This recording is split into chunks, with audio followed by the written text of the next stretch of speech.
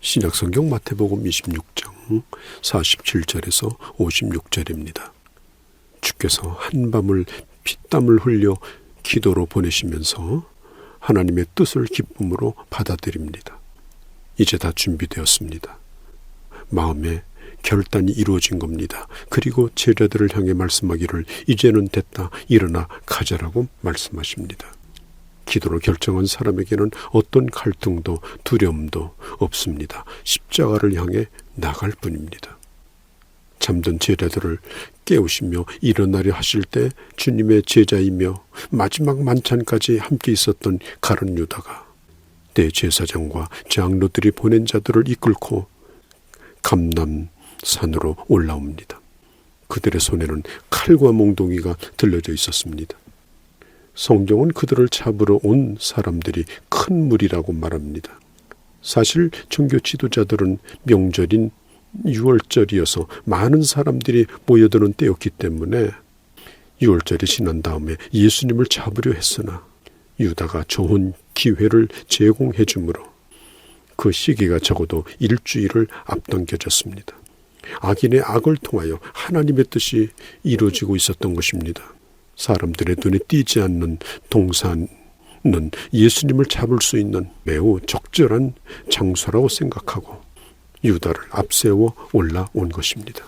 유다는 예수님을 잡으러 온 자들이 예수님이 누구인지를 모르기 때문에 입 맞추는 것을 신호로 삼고 예수님에게 다가와 입을 맞추자 무리들이 예수님을 잡기 위하여 애웠습니다. 가룟 유다는 예수님과 생각이 다르면 그냥 조용히 떠나면 될 일입니다. 그런데 그는 적극적으로 돈을 받고 예수님을 팔고 배반한 겁니다. 그는 예수님께 가까이 가서 가증한 미소를 지으면서 입을 맞춤으로 예수님이 누구인가를 보여주죠. 보통 존경의 표시를 할 때 입 맞추는 것을 헬라어로 펠레인이라고 합니다. 그런데 오늘 성경에 기록된 입맞춤은 정열적인 키스를 의미하는 카테필레센이라는 단어를 사용했습니다. 유다는 자신의 배신을 위장하기 위해서 주님께 와서 정열적으로 입을 맞췄다는 겁니다. 이러한 유다의 모습은 그가 얼마나 교활하게 자기 자신을 위장하고 있음을 보여주고 있습니다. 물론 주님은 그 모든 사실을 잘 알고 있었죠.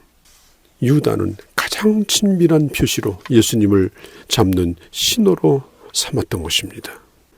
자신을 배신한 제자를 맞으면서 그에게는 분노가 없으셨습니다.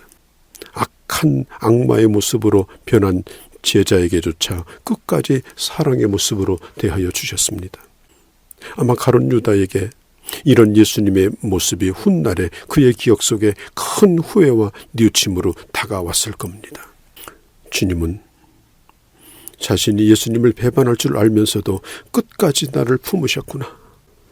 유다도 그런 생각을 하게 되었을 겁니다. 예수님은 지금도 우리에게 이렇게 대하십니다. 우리가 죄 가운데 있다 할지라도 사랑과 안타까움으로 대하십니다. 금방 꾸중하시고 징계를 내리지 아니하시고 우리가 스스로 돌아오기를 오래도록 기다리십니다. 세상의 악에 대항하여 내가 악이 되지 않는 하나님의 사람으로 주님은 살기를 원하십니다. 주님은 그 모본으로 끝까지 자기를 배반하는 그 제자에게 선한 마음으로 그리고 사랑으로 그를 대하여 주신 것입니다. 예수님은 십자가에서 적대자들에 대하여 하나님께 보복과 심판을 부탁하지 않으셨습니다. 용서를 부탁하셨습니다. 끝까지 악을 악으로 대하지 아니하시고 철저히 선으로 사랑으로 대하셨습니다.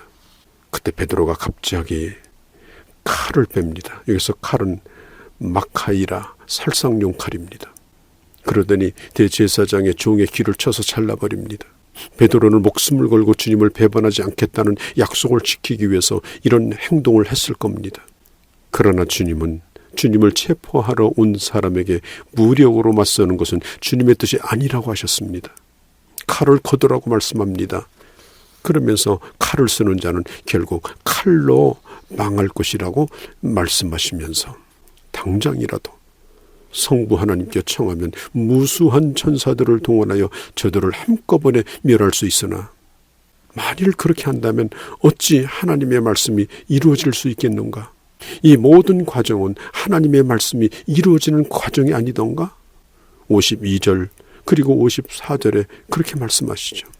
베드로에게 칼로 세운 나라는 칼로 망할 것이며 하나님의 나라는 칼로 지키는 나라가 아님을 분명히 주님은 밝혀두셨습니다. 베드로가 대제사장의 종의 귀를 칼로 자른 행동은 악에게 지는 행동이었습니다.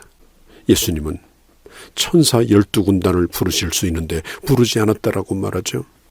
로마의 한 군단의 규모가 보병 6,000명, 마병 700명이니 예수님이 가지고 계신 그 능력이 이 정도였음에도 불구하고 그분은 그 능력을 쓰지 아니하셨습니다. 칼로 누군가를 찌르게 되면 자신도 그 칼로 찔리우게 될 겁니다. 사탄은 그런 인간의 약점을 노립니다. 기도하는 사람은 아무리 갑자기 일이 닥친다 할지라도 놀라거나 당황하지 아니하고 거기서도 다른 사람을 배려합니다. 주님이 세우는 나라는 육의 싸움으로 쟁취하는 것이 아니라 죽으시고 부활하심으로 세우는 나라입니다. 약한 사람들은 술의 힘을 빌어서 큰소리치고 폭력을 휘두릅니다. 그러나 강한 사람은 여유를 가지고 있습니다. 어떤 상황에도 평안함으로 대처합니다. 진정한 용기는 어떤 상황 속에서도 자신을 향한 하나님의 뜻을 먼저 생각하고 다음 맡기고 평안을 누립니다. 로마서 12장 21절에 악에게 지지 말고 선으로 악을 이기라고 말씀하셨죠. 이 말씀은 악에게 져서 악한 것을 따라 나도 악해지지 않도록 하라는 말씀이며 또 적극적으로 선을 행함으로 하나님의 뜻을 행하면 결국은 악이 패배한다는 말씀이기도 합니다. 아버지가 아들을 데려다가 땅에 내팽개친다면 그 아버지는 아버지 자격이 없는 사람일 겁니다. 강한 자가 약한 자의 모습으로 서고 약한 자에게 져주는 것이 사랑입니다. 그게 바로 멋진 용기입니다. 예수님은 자신의 생명을 피할 수 없어서 어쩔 수 없이 버리신 것이 아니라 스스로 버리신 겁니다. 아무런 대안이 없이 무기력하게 끌려온 것이 아니고 자발적으로 자신의 생명을 내어놓으신 것입니다. 전에 성전에 있을 때에 잡히지 아니하고 지금 붙들리는 것은 하나님의 뜻이 이루어지기 위함이라고 성경은 기록하고 있습니다. 칼을 휘두르는 베드로의 모습이 멋지게 보일 수도 있겠죠. 그러나 우리 예수님은 차라리 악에게 대항하여 악이 되는 편보다 도망가는 편을 택하기를 원하셨습니다. 주님도 공생의 사역을 하시면서 자주 악에게 대항하지 않으시고 그 자리를 피한 적이 많이 있으셨습니다. 특별히 여러분, 선이 악을 이긴다는 믿음을 가지셔야 됩니다. 반드시 선은 악을 이깁니다.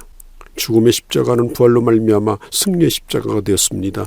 예수님을 죽여서 없애고자 했던 그 복음은 2000년 동안 지금까지 끝까지 지상 끝까지 퍼져나갔습니다. 선하게 사는 것이 손해보고 사는 것처럼 보일지라도 하나님은 선으로 악을 이기게 하십니다. 사랑이 증오를 이깁니다. 사랑이 미움을 이깁니다. 사랑이 다툼과 분쟁을 이깁니다. 우리는 오늘 또 그것을 보고 있습니다. 요한복음에 보면 우리 주님께서 이렇게 말씀했습니다. 아버지께서 주신 잔을 내가 마시지 않겠느냐. 예수님은 자신이 체포되는 것이 하나님의 뜻이며 하나님의 말씀을 이루는 것이기 때문에 거부해서는 안 된다라고 하는 분명한 생각이 있었습니다. 이 모든 것은 구약 성경의 예언을 성취하기 위한 것이라고 우리 주님은 알고 계셨던 것입니다. 주님은 얼마든지 그들의 손을 피하거나 그들을 진멸시킬 능력이 있었지만 하나님의 말씀이 성취되기 위하여 예수님을 통하여 하나님의 말씀이 응하여지기 위하여 어떠한 저항도 하지 아니하셨던 것입니다. 중요한 것은 하나님의 말씀이 성취되는 것입니다. 이 사실을 분명히 알고 있었던 제자들은 예수님을 둘러싸고 있었지만 예수님을 구하기 위해서 그 어떤 것도 할 수 없음을 그들은 알게 되었고 그리고 그들은 저항의 의지를 상실해버리고 모두 그 자리를 도망치게 되었습니다. 오늘 사람들은 보고하고자 하는 이런 마음들이 많습니다. 그래서 운전할 때도 조금만 자기 앞에서 손해를 주어도 가서 보복을 하고자 합니다. 그래서 큰 사고로 이어집니다. 우리는 예수 그리스도의 사랑을 품고 있는 자이고 그 사랑을 받은 자이고 그 사랑을 베푸는 자입니다. 손으로 악을 이기는 그런 진정한 능력 있는 하나님의 사람들이 되어주시기를 바랍니다.